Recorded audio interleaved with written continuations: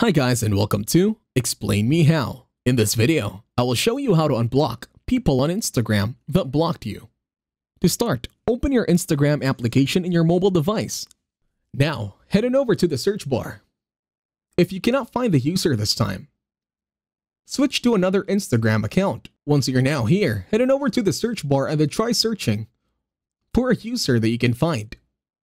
Create a message this time and then ask the other person to create a GC between the both of you. Once the GC has been made, head on over to your other Instagram account. Then in here, head on over to your messages. Then go to your message requests. Then in here, select the group chat. Then tap on Stay in Chat.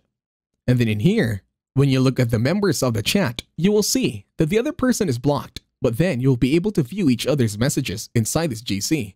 And that's it. Thank you very much for watching. Please leave a like, share, and subscribe to the channel.